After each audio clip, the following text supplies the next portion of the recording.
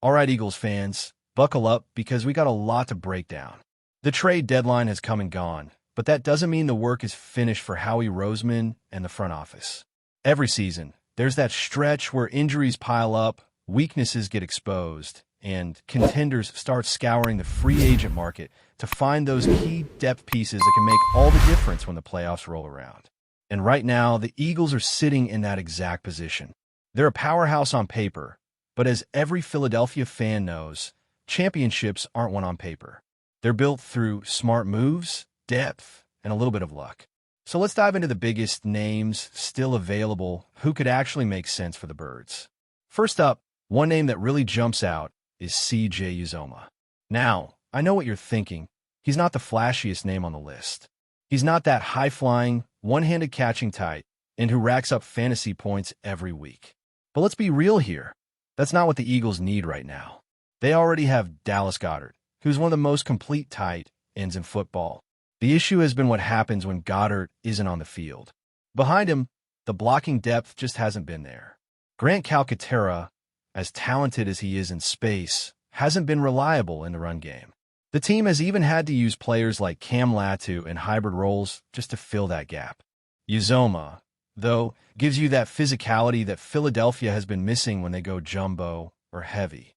At 6'6" and 262 pounds, this guy can hold his own at the line of scrimmage.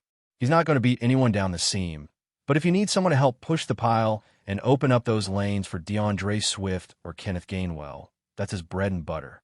And here's another thing that works in his favor: familiarity. Uzomah was part of the Eagles' roster last season. He might not have been a major contributor in the passing game, but he understands the culture, he knows the system, and he fits the mentality of this team. He's a grinder. Philadelphia fans love players who don't need the spotlight to make an impact, and Uzomah is exactly that type of guy. He blocks, he leads, he brings that veteran presence that keeps a locker room focused.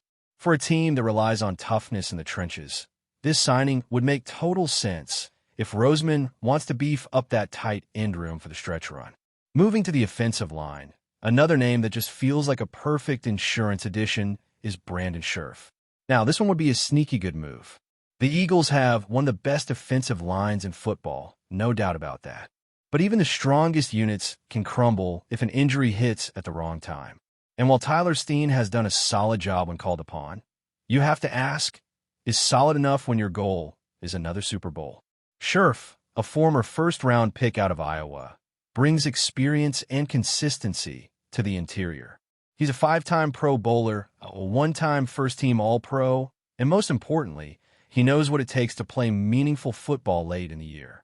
At 6'5" and 315 pounds, he's got that rare combination of power and technique that makes him a nightmare for defensive tackles. When he was with Jacksonville last season, he played over 1,000 snaps and didn't allow a single sack on Trevor Lawrence. That's huge. The guy is still a technician at this stage of his career. And even though he's not in his prime anymore, he wouldn't be coming into play 17 games. He'd be coming in as insurance, a stabilizing force in case someone goes down, or if the team needs a little more veteran presence on the interior. If the Eagles want to prepare for another deep playoff push, having a guy like Scherff in the rotation could be the difference between falling short or hoisting another Lombardi. But let's not stop there, because the secondary still has some question marks. Roseman himself said it. You can never have enough corners.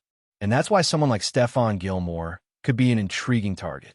Yeah, he's not the same shutdown corner he once was, but you can't ignore the pedigree.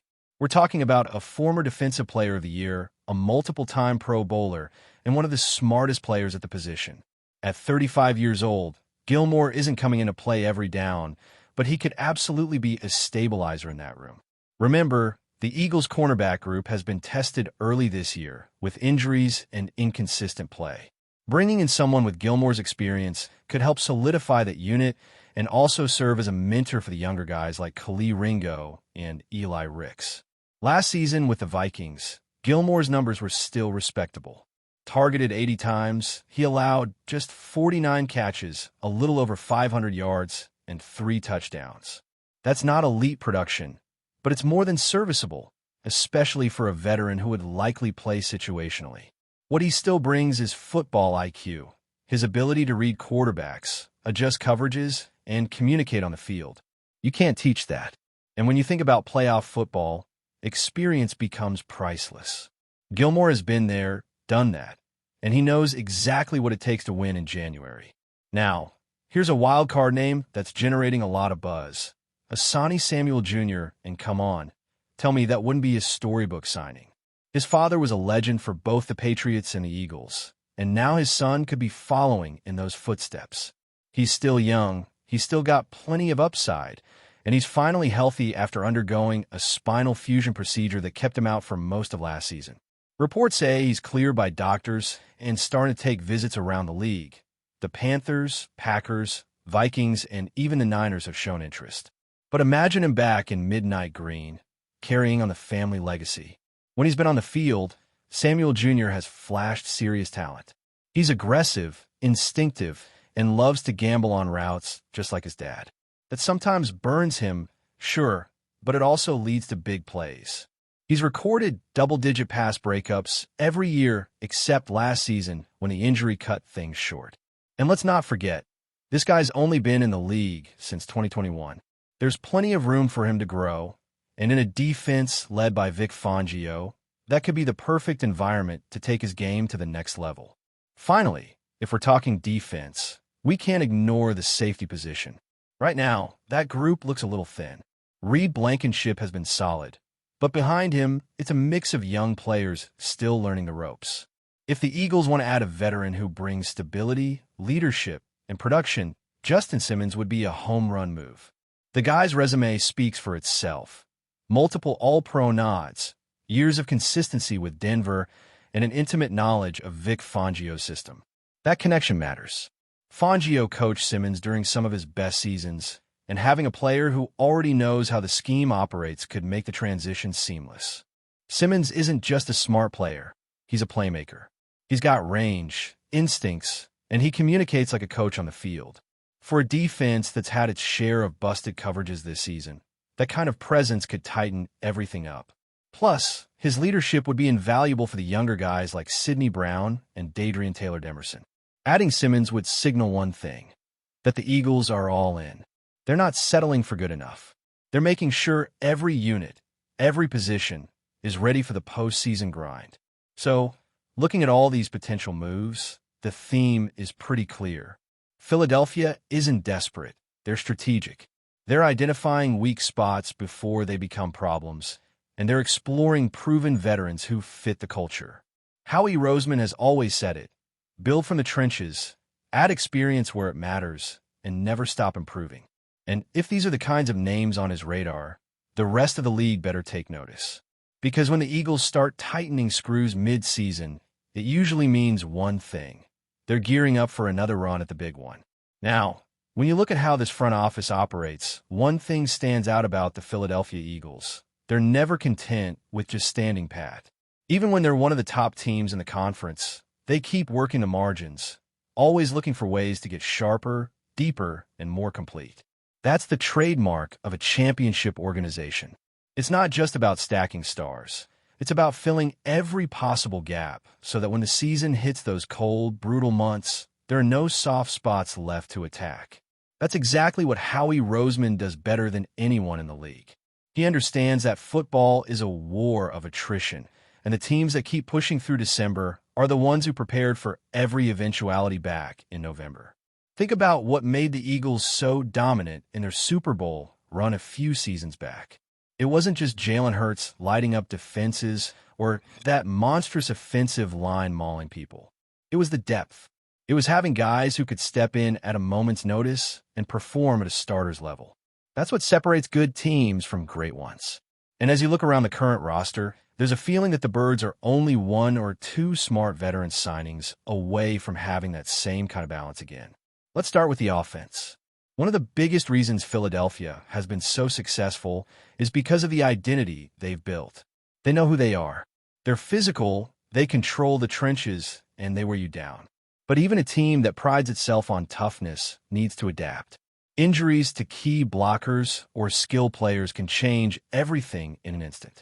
Bringing in a guy like Uzoma, for example, wouldn't just help in run blocking. It would also give Hurts another reliable option in short yardage or goal line situations. Those 3rd and 2, 4th and 1 plays where the Eagles like to push the pile, adding a tight end who can hold his ground and move bodies only makes that even more dangerous. And with Brandon Scherf, it's about protecting the core of what makes this team elite. Jason Kelce is still the heartbeat of this offensive line, but everyone knows he's closer to the end than the beginning. Landon Dickerson, Cam Jurgens, and Steen are doing their part, but the physicality of this schedule can take a toll fast. Having a seasoned pro like Scherf waiting in the wings gives you options. It means that if something happens, you don't have to panic. You plug in a guy who's been there, done that, and understands what it means to protect a quarterback like Jalen Hurts. Now switching to the defense, it's clear the Eagles have made major strides under Vic Fangio. The front seven is as nasty as ever, but the back end has been a bit of a roller coaster. That's where someone like Stephon Gilmore comes into play. Yes, he's older, but you can't put a price on experience. In Fangio's system, intelligence is everything. You don't need to be the fastest or most athletic corner. You need to understand spacing, leverage, and how to bait quarterbacks into mistakes. Gilmore excels in that department. He could easily rotate in specific packages, give rest to younger players, and be that on-field coach during key drives. His leadership and film study habits alone will be worth it for a team aiming for a deep playoff run. Then there's the possibility of bringing in Asante Samuel Jr. that one feels poetic. A young, hungry player trying to reclaim his form in the same city where his father became a household name. And make no mistake, the kid can play. His ball skills, his anticipation, his confidence, those are traits you can't teach. The big question has always been health, but if he's truly cleared and ready, this could be a low-risk, high-reward move. He fits that aggressive Philadelphia mindset. Imagine him learning under veterans like Darius Slay and James Bradbury. That mentorship could elevate his game in ways we haven't even seen yet.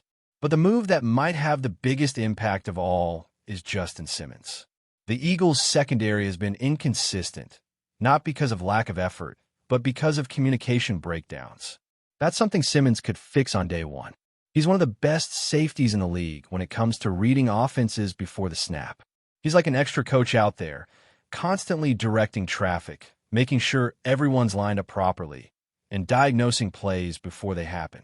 Fangio already knows exactly how to use him, and that familiarity could make this defense lethal. When you combine a disciplined secondary with the kind of pass rush the Eagles have, you create chaos for opposing quarterbacks. That's what wins games in the postseason. Remember how in their Super Bowl run, it felt like every drop back turned into a scramble? That's what Philadelphia wants to recreate. And adding someone like Simmons not only strengthens the back end, it makes the whole defense more cohesive. The linebackers can play more aggressively, the corners can take a few more risks, and the safeties can trust their instincts knowing they've got a veteran who's seen it all behind them. Before we continue, don't forget to subscribe to our channel and give this video a like. Your support helps us keep delivering the latest updates on our Philadelphia Eagles. And don't be shy. Share your thoughts on the news in the comments below. In what's shaping up to be one of the most unexpected storylines of the NFL season, whispers are swirling around the NovaCare complex that Eagles head coach Nick Sirianni may be preparing to part ways with star running back SAQUON Barkley. Though nothing has been made official, the rumor mill in Philadelphia is buzzing louder than ever, suggesting that Barkley's time in Midnight Green could be shorter than anyone imagined. According to people close to the situation, Sirianni has grown increasingly frustrated with what he reportedly views as a lack of alignment between Barkley's playing style and the team's offensive philosophy. The two were seen in what witnesses described as a heated exchange during last week's practice, fueling speculation that tensions may be boiling over behind the scenes. Some insiders insist the disagreement was blown out of proportion, but others hint it could be the tip of a much deeper issue involving play calling and locker room dynamics. Since joining the Eagles with great fanfare, Barkley has shown flashes of brilliance, but hasn't yet found the consistency expected of a marquee signing. While his talent is unquestioned, sources suggest Sirianni's patience may be running thin, particularly as the offense struggles to find balance. The Eagles have leaned heavily on the passing game this season, leaving Barkley with fewer touches than anticipated and reportedly fewer smiles around the facility. Front office officials have declined comment, and Barkley himself brushed off questions after Sunday's game, simply saying, "I'm focused on football." Still, the rumor has taken on a life of its own, spreading through social media and sports radio like wildfire. Some fans are calling it classic Philadelphia drama, high expectations meeting hard reality, while others wonder if Sirianni might be using the threat of a cut to send a message to his roster. Whatever the truth may be, the possibility of the Eagles cutting ties with a player of Barkley's stature is almost unthinkable. But as anyone familiar with this city knows, the Eagles have never shied away from bold moves. For now, all eyes are on Sirianni's next press conference, where every word, or silence, will be dissected for clues about whether this rumor has wings or will vanish like smoke in the autumn air. That's it for this update. If you enjoyed the video and want to stay updated with exclusive news about our Philadelphia Eagles, be sure to subscribe to our channel and hit that like button. We can't wait to hear your thoughts in the comments. See you in the next video.